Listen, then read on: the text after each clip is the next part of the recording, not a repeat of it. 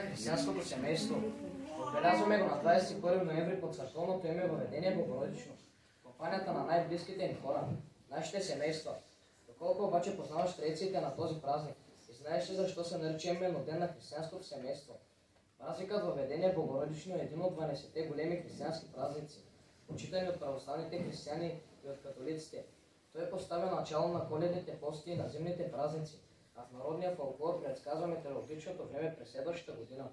Денят на християнското семейство е едно своеобразно връщане към деня, в който малката Мария е доброволно предадена на служба на Господ от най-близките й хора, нейните родители.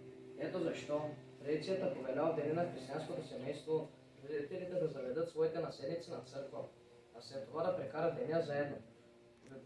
И по същия начин са се грижили за мама и за татко, нашите родители. След като са ни вземали от детската градина, те са ни отвеждали от дома. Там сме се събирали цяло семейство и всички заедно сме споделяли толкова приятни милове. Бяла спредната каштурка, има две лепи отпред, майчена целувка, сетих се най-напред. Тука потъпите стари, не веднъж играх, тука с весели другари, скачах и се смях. Къщичка мамите звъхни, кът свидели мил, за царските палати не бихте сменил.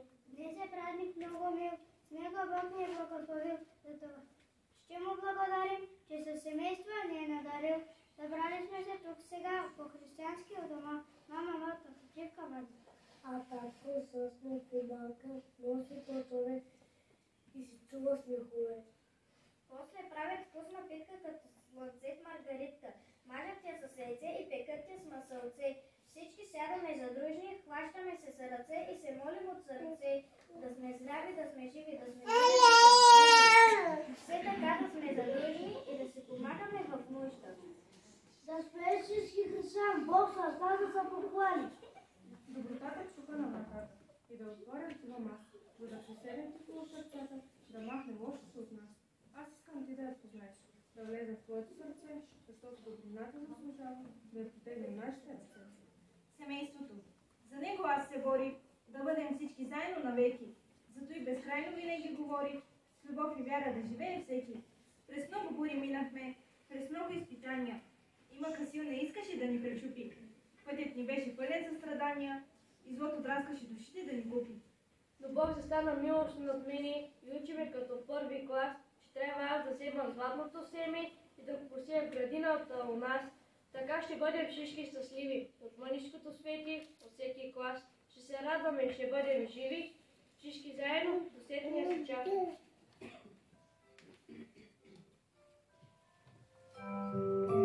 Как обичам да се гушная при татея, при мама, а когато съм послушна, те целуват ме и двама. Слънце ме нарича тако мама, месечинка ясна, толкова е мило сладко, че не бързам да порасна. Слънце ме нарича тако мама, месечинка ясна, толкова е мило сладко, че не бързам да порасна.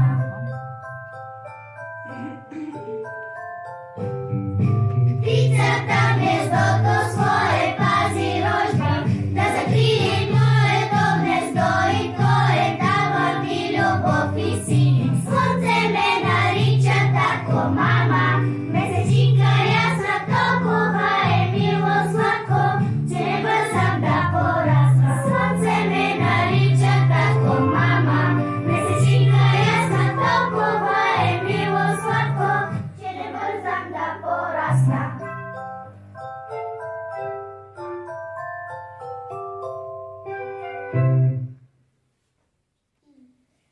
При мама и при татко. Колко мило, колко сладко е при мама и при татко.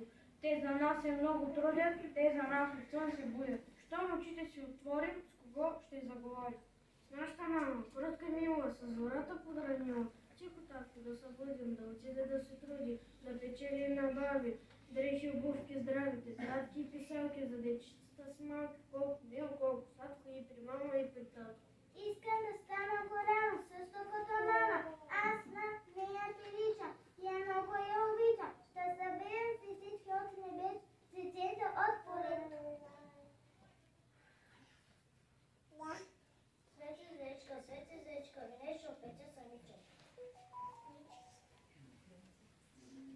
Семейството е източник на радост и щастие. Любовта е неизчерпаема полет. И при ясно време, и при лошо време поддържа семейство се няма всичко и няма време. Семейството е крепостта и силата на държавата. Спазване на традициите от векове. Семейството, детето е основното богатство. Лъч, светлина, като мая саморяци. Лъчите растат, стават все по-ярки и хората са нетърпеливо привлечени към светлината.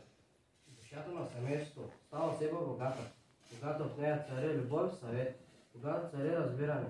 Тогава целият свят лежи в краката ви. Любовта на семейството е в основа на Вселената.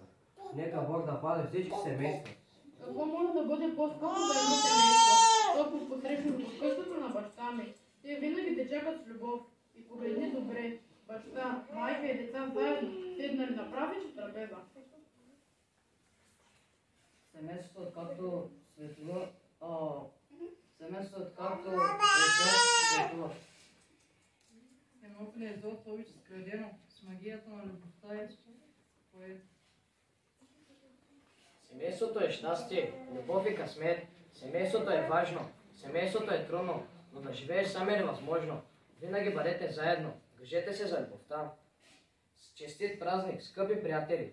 Днес е ден на християнското семейство и на християнската младеж. Приятели, от всичко на света най-важно е семейството, защото то те подкрепя в най-трудните моменти. И когато сте заедно и се обичате, можете да победите всички, можете да постигнете всичко и да бъдете щастливи.